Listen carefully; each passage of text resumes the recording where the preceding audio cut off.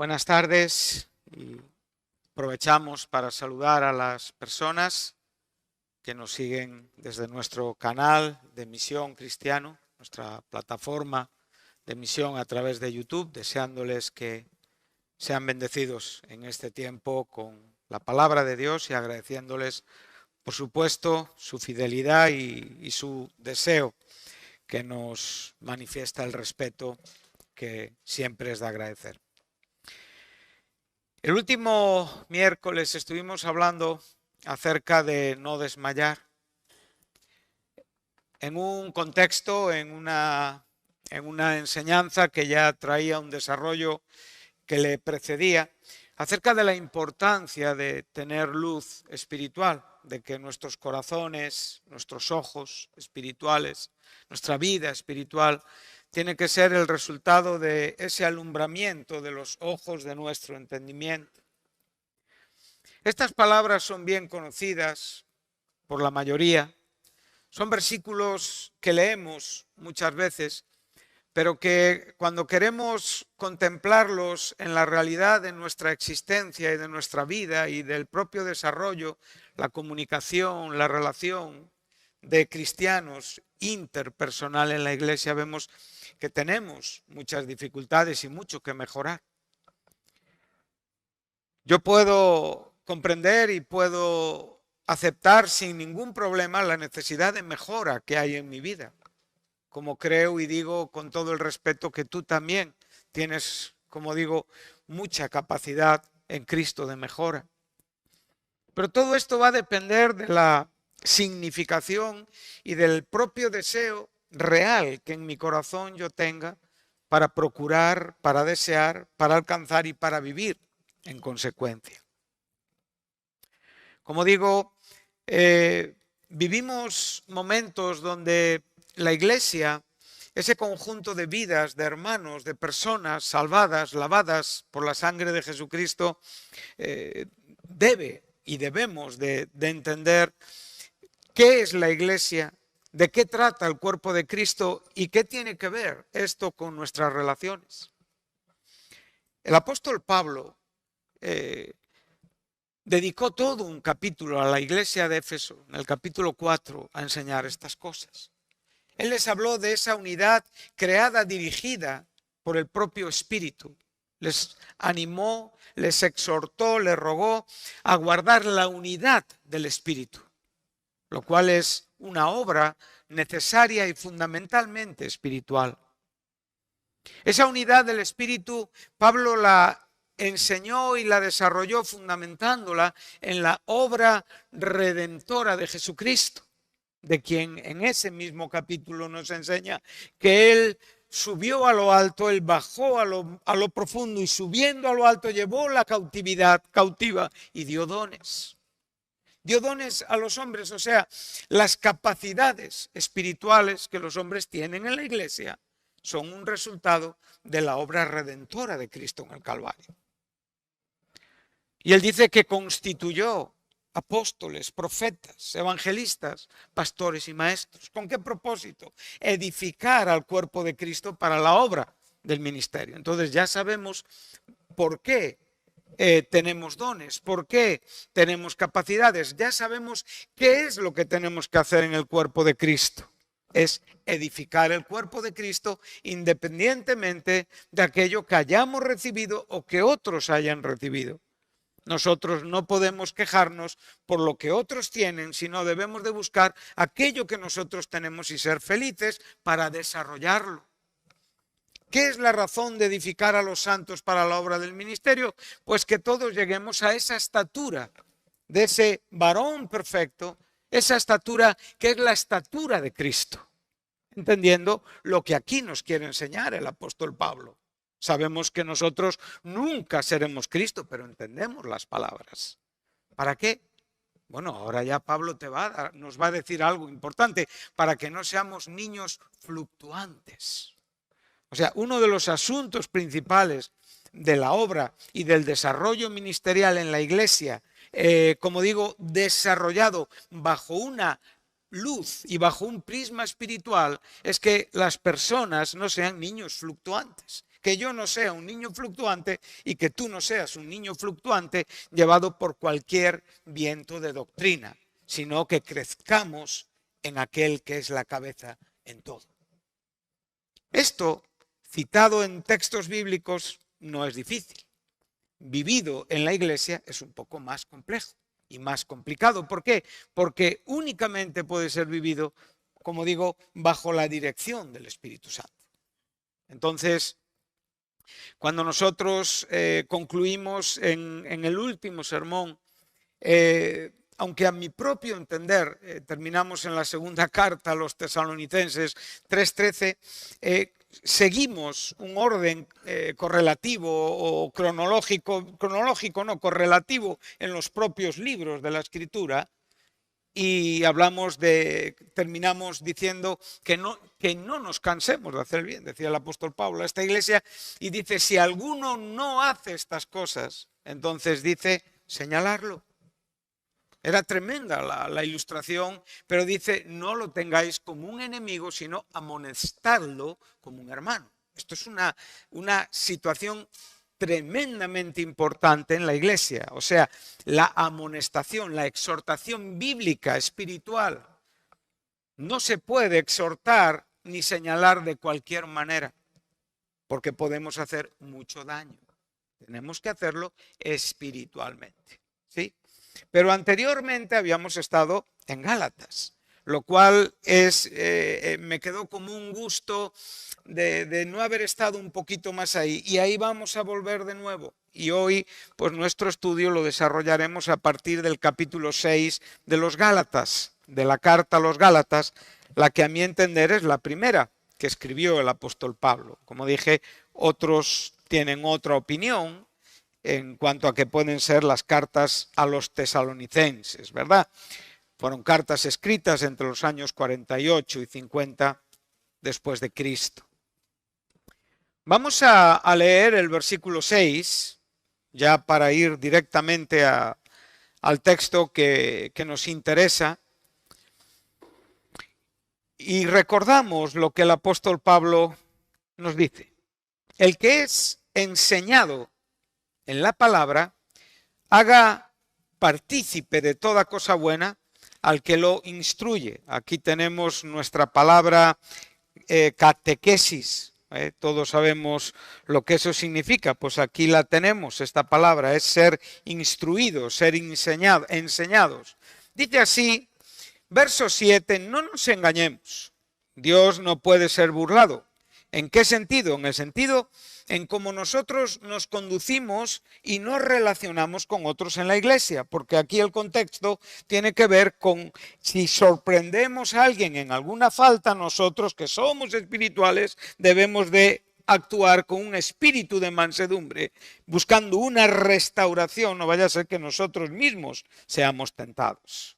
En un contexto donde se nos enseña a llevar las cargas juntamente con aquellos que se les hacen pesadas, pero esas cargas que pueden ser compartidas, porque después Pablo va a decir, cada uno llevará su propia carga. Si hay una carga que tú no puedes compartir con nadie, es tu carga y la tienes que llevar.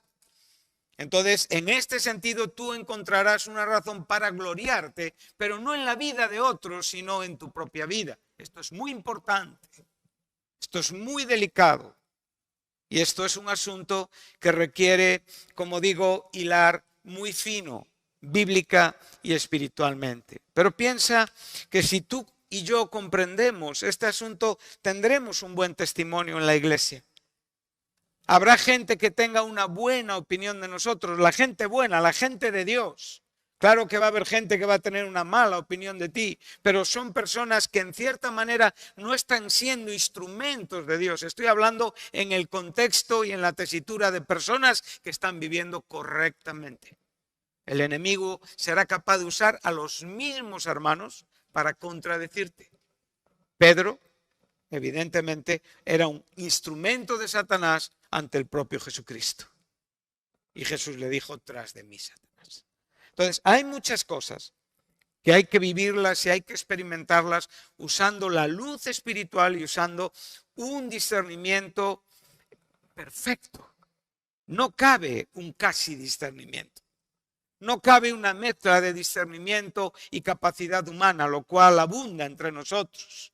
Solo cabe la totalidad de la luz escrutadora, iluminadora y explicativa de Dios. Y cuando nosotros somos capaces de entender cualquier situación bajo este prisma, entonces las cosas irán bien. Tú tienes que buscar ser un testimonio. Como digo, la gente en la iglesia buena lo reconocerá y te respetará. Pero también tendrás que aprender a vivir las contradicciones. Amén. Entonces, terminaremos aprendiendo a gloriarnos, como digo, en lo que nosotros tenemos, no en lo que otros tienen. Dice, como hemos dicho, no nos engañemos, Dios no puede ser burlado. Todo lo que el hombre, él va a usar la metáfora de la agricultura, del campo, de la siembra, en cuanto a lo que es el desarrollo de nuestra vida espiritual. Es una verdad bíblica y es un refrán muy típico en la sociedad. Siempre nos dicen, lo que uno siembra, uno recoge. ¿De dónde lo han sacado? Pues tenemos algunos casos que la Biblia ha sido evidentemente la inspiración, aunque no pueden entender lo que Pablo quiere decir. Dice claro que hay una siembra que es para la carne y hay una siembra que será una recogida de corrupción, pero hay una siembra que es de lo que estamos hablando, que es para el Espíritu. Y por medio del Espíritu Santo, entonces tú tendrás una cosecha de vida. No solamente de la vida eterna, la cual es lo más importante y lo más glorioso que podemos vivir y por lo que vivimos y lo que esperamos, sino también, por supuesto, tendrás frutos y tendrás experiencias y tendrás vida que Dios te permitirá experimentar. Pero tienes que estar atento, porque es muy fácil sembrar para la carne. Bajo, como digo, un prisma espiritual o una apariencia espiritual, porque Pablo lo que nos está enseñando que es, si alguno es sorprendido en una falta, o sea, lo que estamos leyendo es una continuidad de esta verdad. Entonces, cuando alguien es sorprendido en una falta, no todo el mundo se puede animar o apuntar a la exhortación y a la corrección. Bien. Puedes hacerlo, pero debes hacerlo en esta manera. Y si no lo haces en esta manera, es una manera de sembrar para la carne y de actuar en una contradicción a tu propia vida. Cuando tú te atreves a ir más allá de donde debes de ir, lo que vas a cosechar es una contradicción en ti mismo, que va a llegar con total seguridad a la vida de todos nosotros.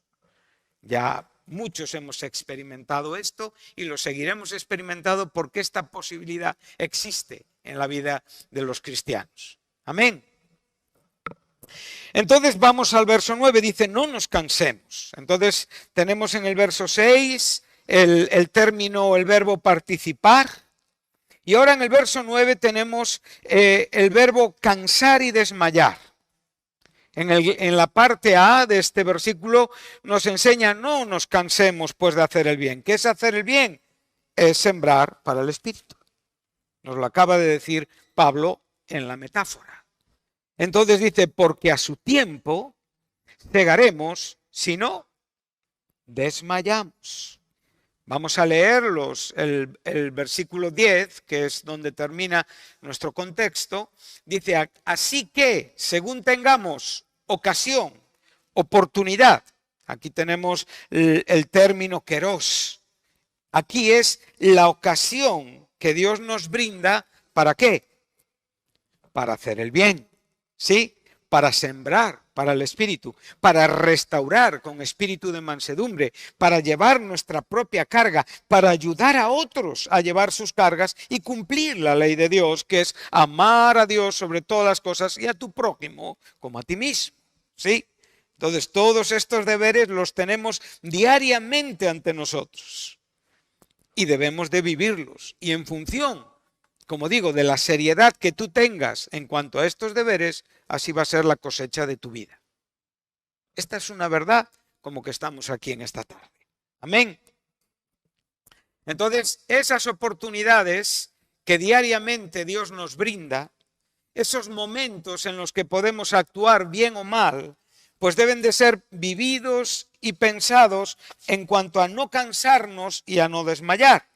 Cuando nosotros cansamos y desmayamos, nuestra actuación suele ser una actuación desproporcionada, una actuación que no está en el tiempo adecuado, a destiempo, una actuación que es en muchos casos una barbaridad y que realmente no produce absolutamente nada en cuanto a la bendición y al beneficio, pero sí es verdad que puede producir mucho daño. Entonces, a veces hay este tipo de consecuencias. Tú y yo hoy hemos tenido muchas ocasiones para poder hacer el bien. Ocasiones para poder parar a un hermano y decirle, no sigas hablando de esto, porque esto que estamos haciendo es criticar. Ocasiones para decirle a un hermano, mira, esto lo que estamos haciendo es murmurar, no es bueno ni para ti ni para mí. No estamos sembrando en el Espíritu. Decirle a un hermano esto que estamos pensando, esto que estamos, o sencillamente decirnos a nosotros mismos, porque el Espíritu Santo nos lo dice, esto no ha estado bien.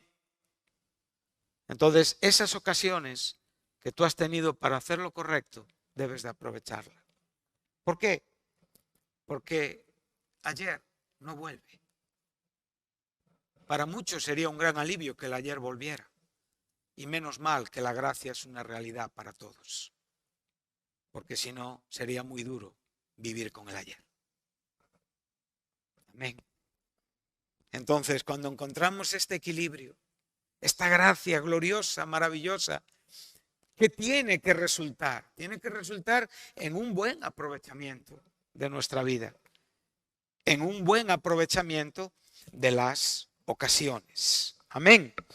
Entonces, vamos a tener estos tres verbos en perspectiva, los vamos a tener así delante de nuestros ojos: participar, cansarnos. Recordamos que hablamos de que es la expresión griega enkakeo, o sea, es una palabra compuesta de ek y de kakos, que es malo.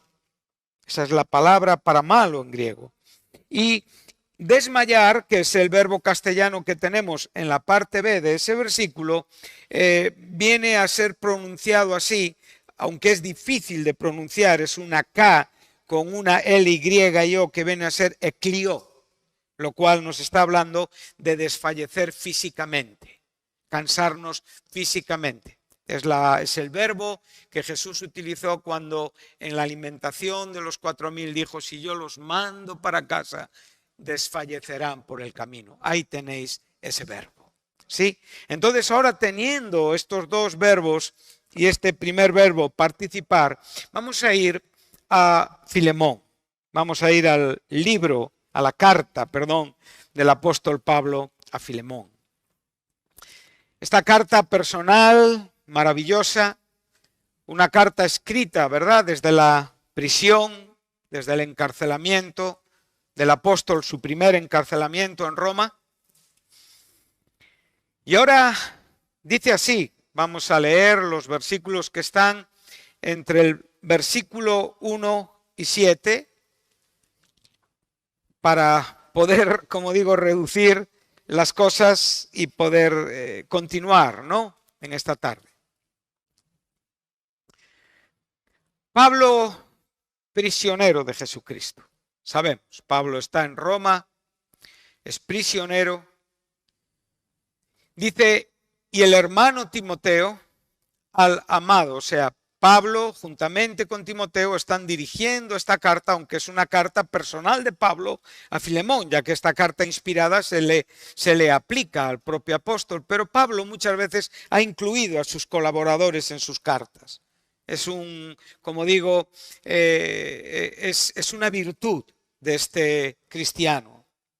Dice, al amado Filemón, colaborador nuestro. O sea, la palabra colaborador no deja lugar a dudas en cuanto a que para Pablo, Filemón está a su altura en cuanto a lo que es el desarrollo de la vida cristiana en la iglesia.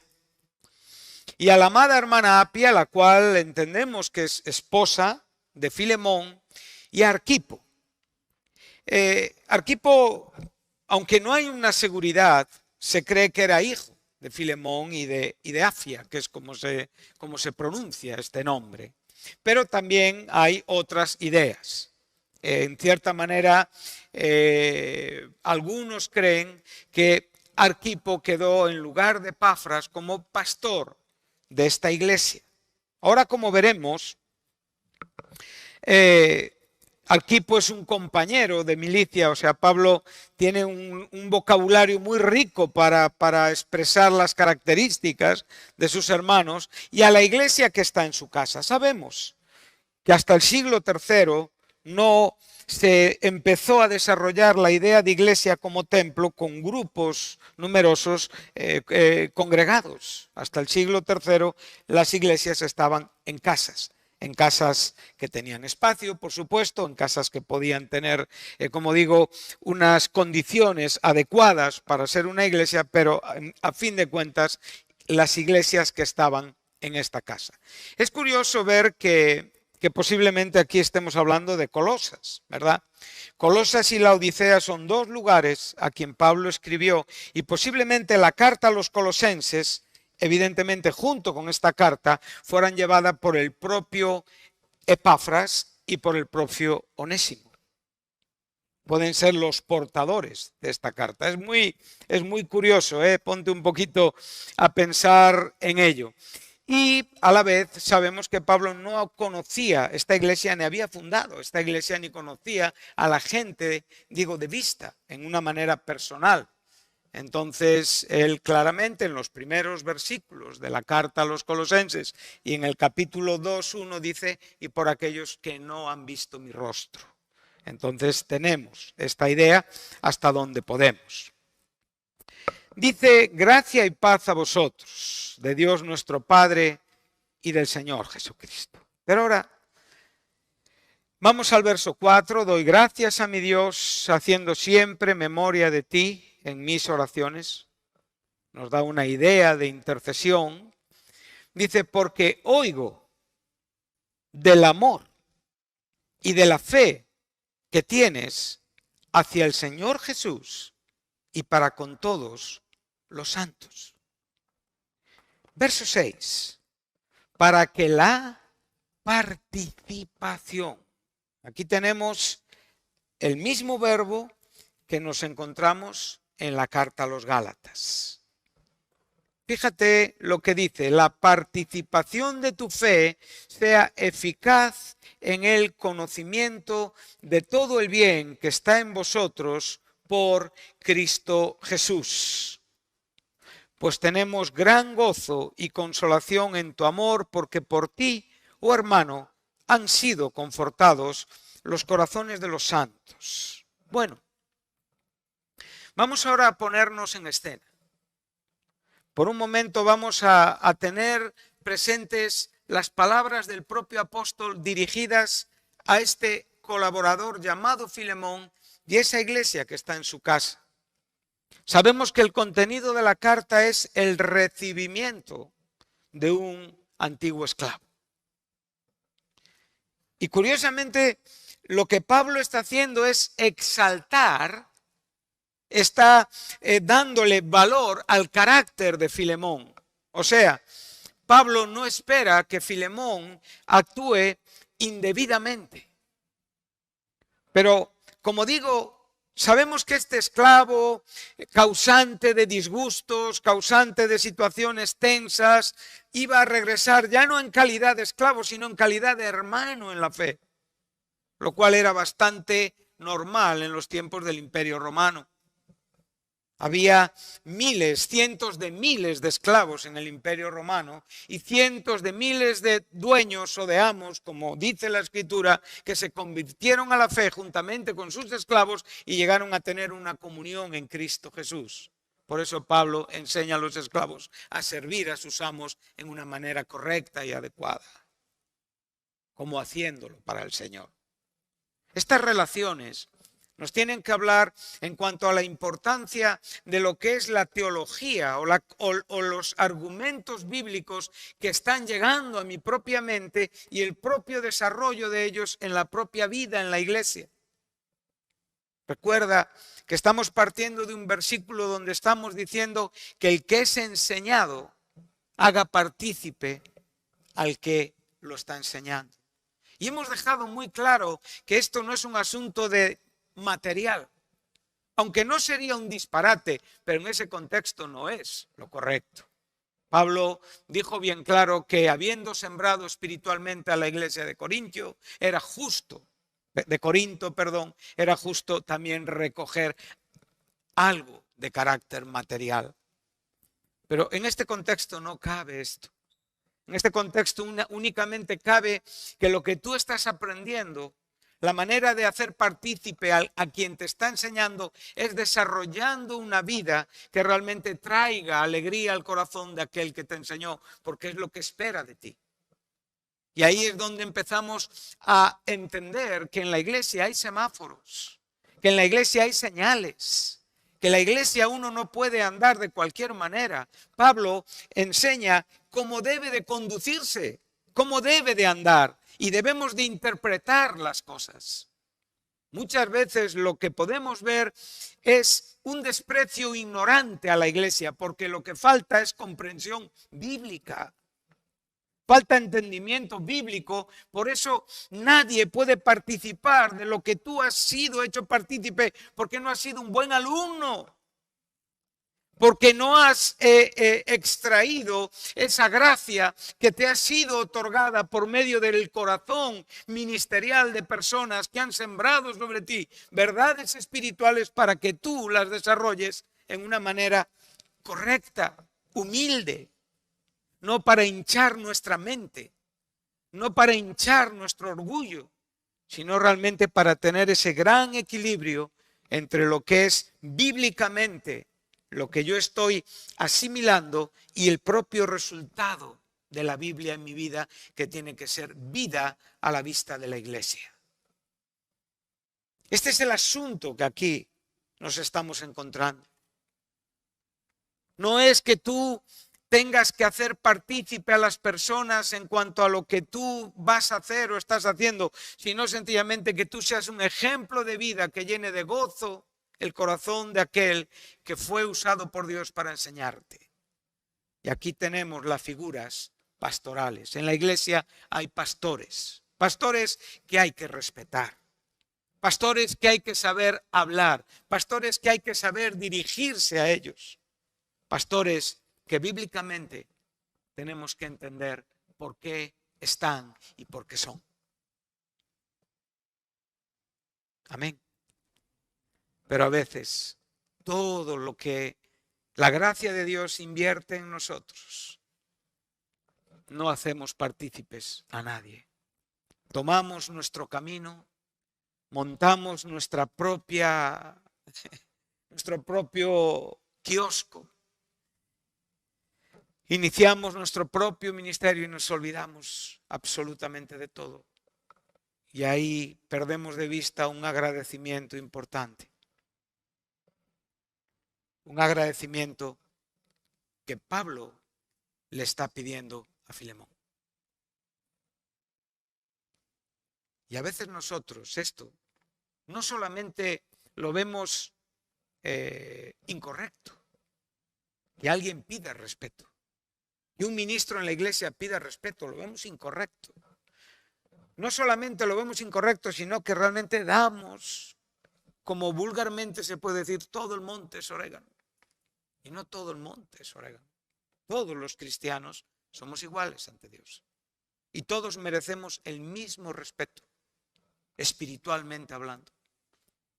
Pero también, a la vez, hay personas que tienen un respeto ministerial que debemos de dar. Y cuando esto empieza a fallar y cuando esto empieza a tener fisuras y cuando empezamos como digo, a jugar, a veces en juegos de juventud, a veces en ciertos orgullos de vejez, la iglesia no es edificada ni por ti ni por mí. Y en el fin empezamos a crear espacios muy vacíos que únicamente traen pérdida, no traen ninguna ganancia. Aquí podemos ver un hombre que no conocía personalmente, en cierta manera, a la iglesia a quien él está escribiendo.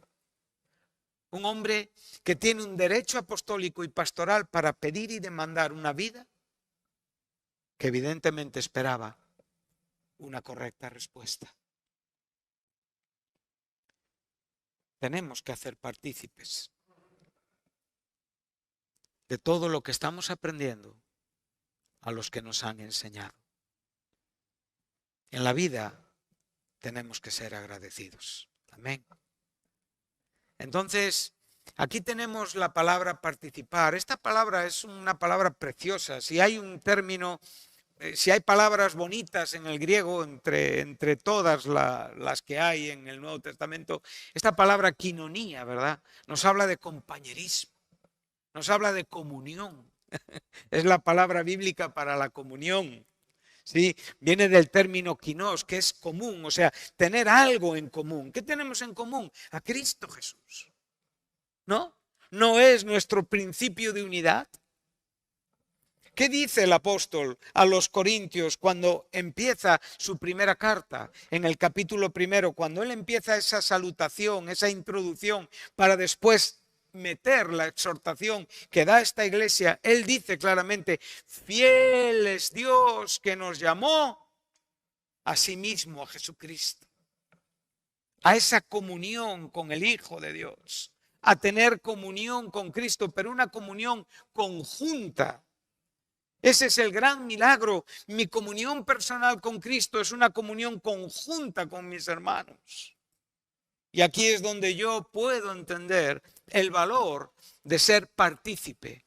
Para tú hacer partícipe a otro de lo que has sido instruido, tienes que tener comunión espiritual. Para poder participar con otros, tienes que tener comunión espiritual. Esta es la unidad del Espíritu de la cual hablaba Pablo en la iglesia, a la iglesia de Éfeso. Amén.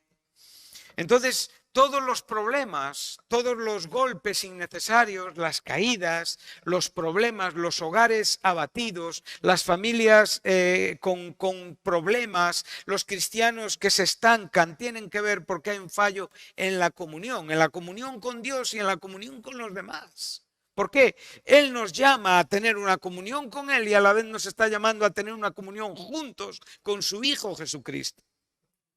Entonces, en este sentido, estamos participando.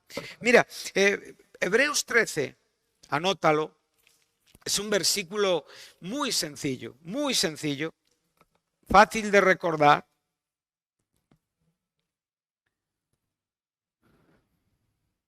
Para desarrollar lo que estamos hablando bíblicamente.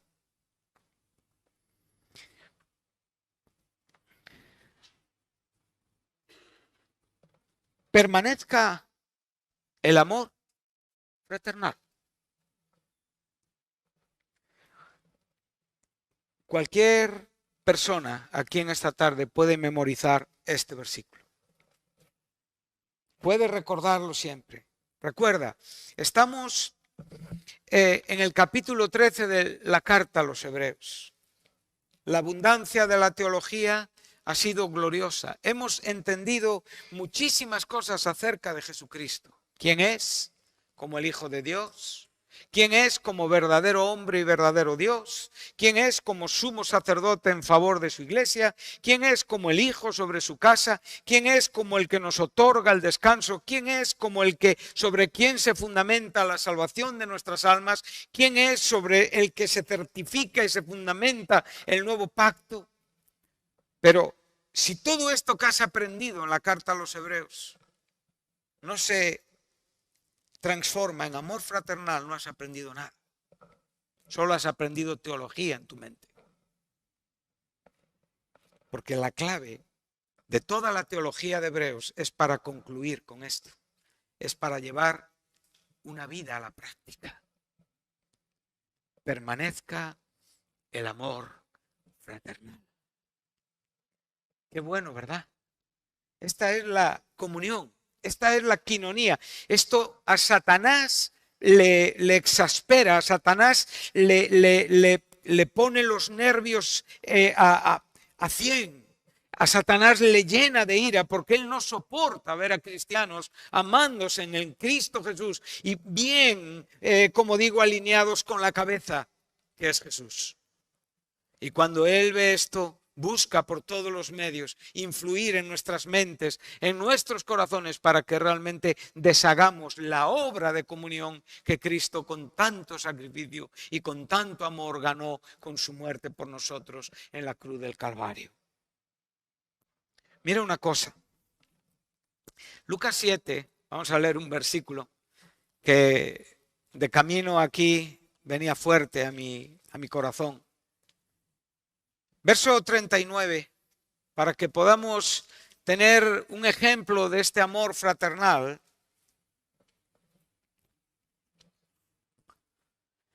Sabemos esta historia.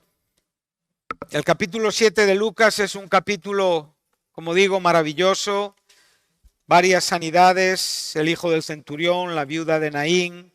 Después las propias palabras de Jesús a los mensajeros de Juan Bautista. Y ahora cuando llegamos al verso 39, que está en el contexto del 36 al 50, sabemos que hay un fariseo que invita a Jesús a su casa. ¿Sí? Y que una mujer pecadora, sabiendo que Jesús está en casa de Simón el fariseo, viene a esa casa. Y nos dice la Biblia que esa mujer se puso detrás de Jesús postrada a sus pies. Es muy importante entender, y si ahora se me permite salir un momento aquí, la postura que Jesucristo tendría en la cultura judía, en ese lugar. No estaban sentados en sillas como nosotros. No estaban sentados en taburetes, se sentaban en alfombras sobre el suelo. Y posiblemente Jesucristo estuviera como recostado. Imagínate la situación de la mujer por donde ella vino y cómo se postró. Ahora, haz una valoración de Simón y de la mujer y llévalo a tu propia vida. ¿Cómo nosotros nos postramos delante de Jesús?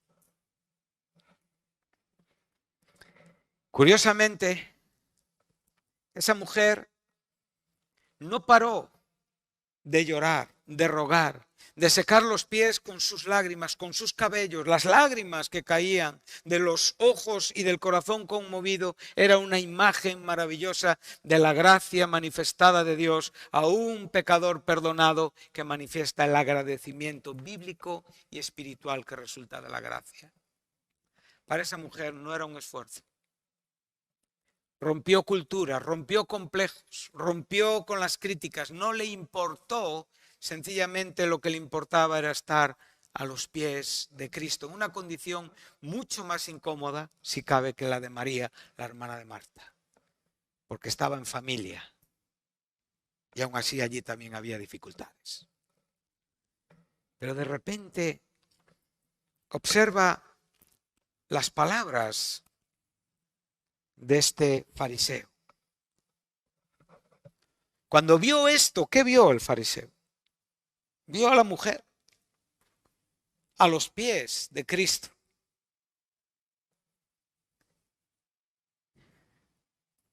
En el derecho que sentía de la invitación que le había dicho a Jesús, él dijo para dentro de sí: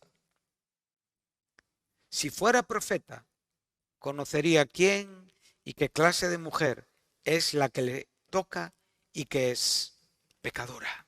O sea, este hombre tenía la capacidad de pensar que tenía más discernimiento que Jesucristo.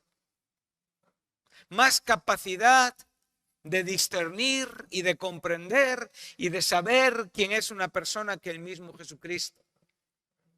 Pero muchas veces a nosotros nos pasa también. En nuestra manera de discernir a la gente, pasamos la raya exactamente igual que Simón. Y lo que es peor, hacemos nuestra vida mejor en contraste con aquel a quien yo sé perfectamente que es un pecador, etcétera, etcétera, etcétera. Ponle los nombres que tú quieras. Cuando tú estás pensando así de las personas, a quien Cristo ama, por quien Cristo murió, y cuando no estás haciendo nada por exhortar espiritualmente y por ayudar espiritualmente, sencillamente en la mente únicamente tenemos un juicio o una conversación, no estamos participando en la comunión cristiana. Estamos haciendo una valoración injusta y carnal de las cosas. Nosotros somos llamados a la comunión y en la comunión van a estar los pecadores que vendrán a Cristo y en la comunión van a estar aquellos cristianos que tropiecen o caigan por el camino y en la comunión serán restaurados y estaremos contentos y agradecidos a Dios por su gracia. Pero a veces nosotros, en nuestras reuniones, no tenemos la actitud de esta mujer. ¿Por qué? Sencillamente porque tu mente durante el día ha estado juzgando todo o casi todo. Sientes que eres omnisciente. ¿O yo? Y claro que necesitamos exhortar, pero que lo haga quien tiene que hacerlo. Cuando se exhorta a una persona, no es para sentirnos los mejores, o muy valientes, o muy honestos porque hemos hablado a la cara. Muchas veces hay una forma muy jactanciosa en nosotros. Hay una gloria que nosotros nos apropiamos porque pensamos, como este Simón, y no entendemos el corazón de Dios. A veces tu deber es orar por esa persona, solamente. Y si Dios no nos llama más, quédate ahí, orando. Otórgale la gracia que Dios te ha otorgado a ti. Amén. Acuérdate de quién tú eras y cómo Dios te rescató y te perdonó una y otra y otra y otra vez. ¿Quién eres para juzgar a otros? Si juzgas con justo juicio y con una gracia que viene respaldando, entonces actúa porque Dios está contigo y gente no va a sufrir ni va a dolerse.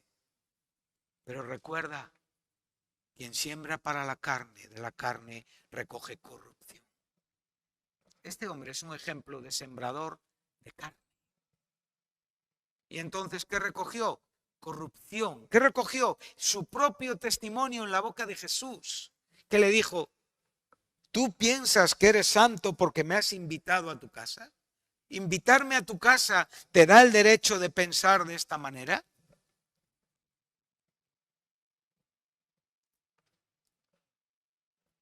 Y le dijo: esta mujer desde que ha llegado no ha parado. Y después le dijo: mira, le explicó una parábola de dos deudores y le preguntó: ¿quién ama más? Hasta ahí llegó y le dijo: pues él, al que se le perdonó mucho. Pues tú no eres este, no has entendido esto, pero ella sí. Porque a quien mucho se le perdona, quien tiene mucha conciencia del perdón, quien tiene mucha conciencia de la gracia de Dios, lo evidencia en el mucho amor con que ama. La iglesia tiene que ser edificada, hermanos, muy edificada. Esto no es algo superfluo, superficial, esto no es un juego de niños. Esto, quien quiera ser niño, pues que se quede en su situación de niño y abrimos una guardería, ¿verdad? Para que los niños jueguen, pero cuando uno da pasos a la iglesia, entonces tiene que ser consecuente con que su juventud no es una justificación para vivir de cualquier manera en la iglesia. Lo que Dios pide es para viejos y para jóvenes. Nuestro deber es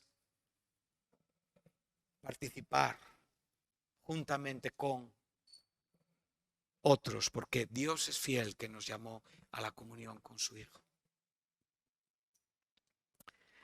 Permanezca el amor fraternal. Ese es el comienzo del discurso práctico de Hebreos. Una vez que ya te presenta, te atestigua todos esos héroes de la fe, te enseña a poner los ojos en Jesucristo y ahora te dice, este es el aspecto práctico. Capítulo 13. Permanezca el amor fraternal. Vamos a ir concluyendo segunda carta de Pedro, capítulo 2, verso 7.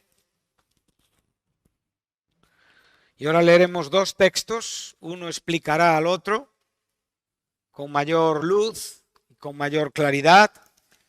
Para eso tenemos la Biblia siempre se complementa, y nos ayuda a entender los textos más oscuros o más complejos.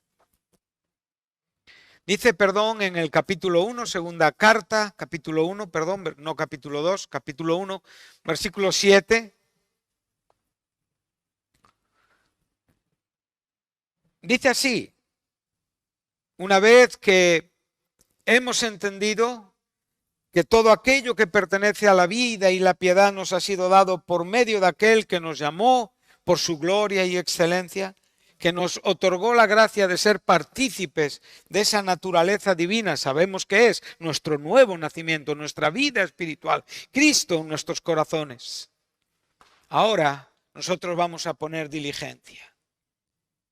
Y entre todas las obras, manifestaciones, carácter, expresiones de nuestra vida, entonces nosotros vamos a mostrar en una manera práctica y evidente que somos cristianos, que nuestra teología está aquí en el corazón, que nuestra teología gobierna nuestra mente y que nuestra teología nos hace vivir una vida práctica. ¿Y cómo concluye el apóstol?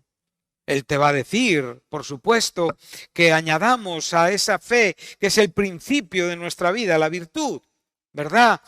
A esa virtud un conocimiento, al conocimiento dominio propio, paciencia, a la paciencia piedad, eusebia, ¿verdad? Esto que nos habla sencillamente de la vida cristiana, de la vida piadosa. Pero ¿qué nos deja ahora para el final? ¿Por qué los pone juntos en el final? Él te va a decir a la piedad, afecto fraternal, Filadelfia. Esto es la palabra para afecto fraternal. Sí, o sea, es el amor a nuestros hermanos, a nuestros amigos en Cristo Jesús. Somos hermanos. Está formado de esa palabra que tiene que ver con amar. ¿Sí? El término, ¿cómo se dice? Un beso, filaki. ¿Sí? Es una palabra que forma el amor fileo. Entonces tenemos ese amor y el término adelfos, que es hermano. Es el amor a nuestros hermanos en el Señor. Qué bonito, ¿verdad? Entonces, cuando nosotros tenemos el amor a nuestros hermanos en el Señor, entonces podemos coronar el afecto fraternal con el amor ágape, que es el amor que todo lo cree, todo lo sufre, todo lo espera, todo lo soporta, no tiene envidia, no hace nada indebido. Y te recuerdo en esta tarde que si nosotros no tenemos este amor, todo lo que hacemos es nada. Ahora podemos pensar lo importante que es entender el afecto fraternal. Ahora, el propio Pedro nos enseña en su primera carta, en el capítulo 1, verso 22, nos va a explicar este final de este versículo 7, de esta lista, ¿verdad? De características que debemos de manifestar los creyentes. Y dice así en el 1:22. Entonces, lo resume muy bien. Habiendo purificado vuestras almas por la obediencia a la verdad mediante el Espíritu. Esto es la conversión, este es el nuevo nacimiento, esto es la vida que viene del cielo. Y ahora te va a decir con qué propósito. ¿Qué propósito? Para el amor fraternal no fingido, amaos unos a otros entrañablemente con un corazón puro. Entonces podemos entender por qué debemos y podemos. Recuerda que amar a tus hermanos nunca es una obligación. Esto sería un término inapropiado. Cuando dice Pablo, el amor de Cristo me constriñe, ahí la palabra constreñir es me lleva hacia adelante a hacer aquello que debo. La obligación siempre está ligada con el aspecto legal. Si tú amas a tus hermanos porque estás obligado a hacerlo, no estás amando a tus hermanos. El amor es un fruto, es un resultado de la gracia de Dios en tu vida, es un milagro. Por mucho que tú te eduques, por mucho que tú te esfuerces, por mucho que tú hagas, si esto no viene de la gracia de Dios, tu amor no será el amor ágape, el amor fraternal. Para esto no hay entrenamiento, pero sí hay la experiencia de la propia vida dedicada. Testigo del milagro de Dios. Y por eso debemos de respetar, como digo, la experiencia, los ministerios, porque a veces los hombres han aprendido en el camino y nos pueden enseñar. Amén. Entonces ahora pues nos quedamos con esta idea. Hasta aquí la enseñanza de esta tarde. Nos quedamos con este verbo participar, con este término quinonía, con lo que representa y significa la comunión. Entendemos qué es el afecto fraternal. Entendemos que el afecto fraternal es el desarrollo de todas esas características que se van añadiendo a la fe. Pero es un afecto fraternal que es el resultado de la purificación de nuestros corazones por medio de la obediencia a la verdad y del Espíritu. Para el afecto fraternal no fingido, amaos los unos a los otros entrañablemente, con un corazón puro. Es un listón muy alto, que solo la gracia nos puede ayudar. Bueno, que el Señor nos ayude, que el Señor nos bendiga y que nos permita seguir adelante. Hasta aquí en esta tarde. Gracias por vuestra atención.